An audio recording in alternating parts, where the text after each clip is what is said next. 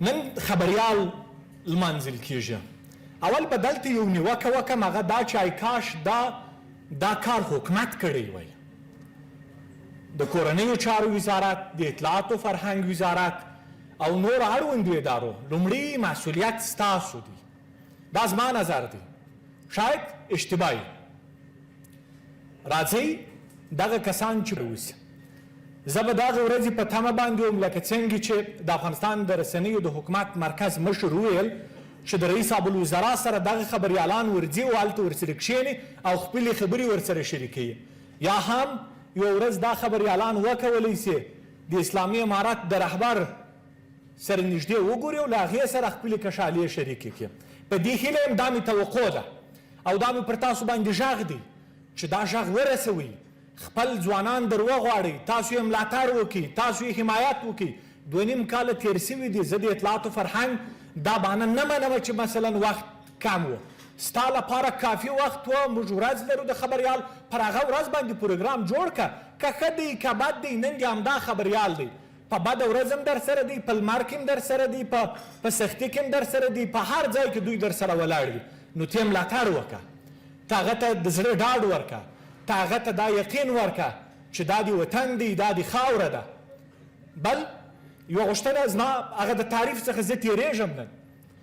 متاسفانه پر 2.5 کلونو کې تر اوسه پورې هم د رسنیو په اړه باندې یو واحد آدرس موجود نه دی.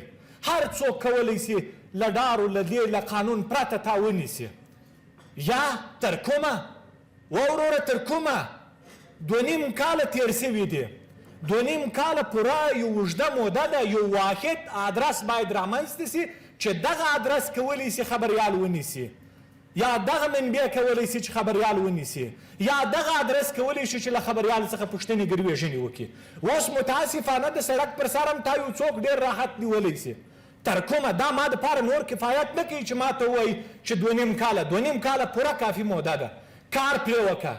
که نیسې کوئ مشوره وغواړه، دا خلک در وغواړه. دلته متخصصین د رسنیو ناست دي، دلته چا چې زده کړې کړي دي. مجددي صاحب یو عمر دلته په خبریالیو په رسنیو کې تجربه لري. سادات صاحب 14 کاله کېږي چې یوازې په طلوع کې کار کوي د نړۍ او د افغانستان تر ټولو مطرحه. انورزی صاحب همداسې، بهیر صاحب همداسې. در ویې غواړه، مشوره واخله، پوښتنه ترې وکړه.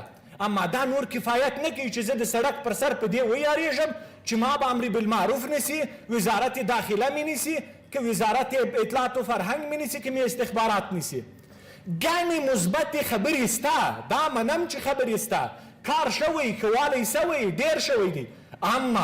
اما دا کفایت نه کوي. مفتی صاحب صادقانه دا کفایت نه کوي. واحد آدرس باید معلوم وي چې خبریال چاته ځواب دیدی. د کوم په قانون پر اساس باندې یو څوک نیسي او د کوم قانون پر اساس باندې یو څوک د هغه څخه پوښتنې ګروېژنې کوي. دا مې غوښتنه ده، تر مشرانو یې ورسوئ.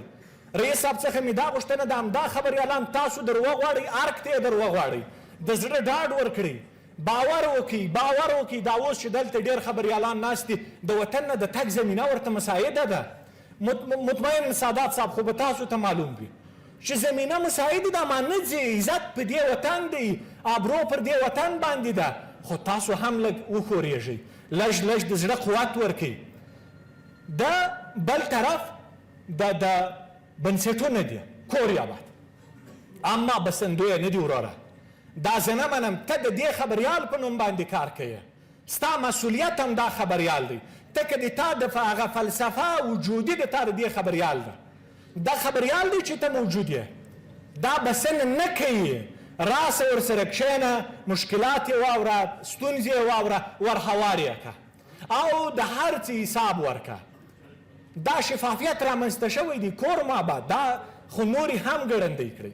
بل طرف ته زموږ خویندې دي، دا ټولې اتلانې دي صادقانه. په دې وطن کې په اوسني وضعیت کې چې آدرس هم نه دی معلوم، زما خور راځي او اوس هم خبریالي کوي. دا صادقانه د یو وطن باندې د یوې مینې خور زړه دی. دا په وطن باندې د یوې دردېدلې خور زړه دی. باور وکړئ. دا خویندې که وغواړي ولاړې سي صادقانه، دوی ته بیا تر موږ هلکانو هم زمینه ښه مساعده ده. نو تاسو د دې د زړه اواز واورئ. مشکلاتو ته رسېدنه وکړئ، ستونزې واورئ. وخت کم دی، یا هم ما ته زنګ را روان دی، حتما به پروډیوسر د خپرونې وایي خپرونې ته راځې که یا. بله مسله په آخر کې وروستۍ خبره دا کوم، نورې بس کوم، هغه دا چې اوس د یووالي وخت دی، اوس د ورورۍ وخت دی، اوس داسې یو فضا مساعده سوې ده چې که څوک وایي نیوکه نه سو کولی، خو ما خو سپینې سپینې وکړلې، او له دې هم ولاکه یېره لرم چې بیا به مې څوک ونیسي، چې څه مې په تقدیر کې هغه را رسېږي. خو دا مې در سره تعهد دی د مسلک پر اساس باندې چې د ملت غږ به در رسوم، که ښه در باندې لګي که بد در باندې لګي هغه در رسوم، خو د مغرض په توګه نه. نیوکه در باندې کوم د آبادۍ دپاره، ځکه دا وطن باندې چې مفتي صاحب، عالم صاحب، ملا صاحب حق لري، زه هم لرم. دا وطن چې څومره د عالم او ملا او مفتي صاحب او طالب دی، زما هم دی. دا وطن د هیچا یوازې نه دی، او ولاکې څوک په یوازې ځان جوړ هم کړي. تر څو پورې چې لاسونه سره ور نه کړو، یو متحد نه سو، یووالی رامنځته نه کړو، دا وطن نه جوړېږي. دا وطن په یو بل منلو او په یو بل زغملو باندې جوړېږي. بیا هم په آخر کې د ټولو څخه نړۍ مننه، بریالیو کسانو ته لا بریا غواړم. دغسې خپرونې سړي ته د زړه قوت ورکوي چې یو څوک شته، مجددي صاحب د کور آباد وي، یو څوک شته چې زما کارونه ستایي، یو څوک شته چې زما پوښتنه کوي.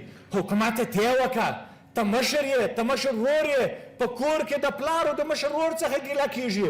کوچنیان خو چې یي هغه خو یو نوه سربازي کوي، خو ته یې وکړه حکومته، مشر ته یې. باید ته دا په غونډو کې به زه د حکومت ادرس څخه ورته وایم چې زه دا درته کوم، دا ابتکار ته وکړه. ته ښایسته ښکارې، ته مشر یې، ته د عزت خاوند یې، ته په واک کې مسؤلیت، قدرت، هر څه ستا سره دي. کور ماباد د یو تلپاتې، سرلوړي، آزاد، آباد افغانستان په هیله. کور ماباد. مننه.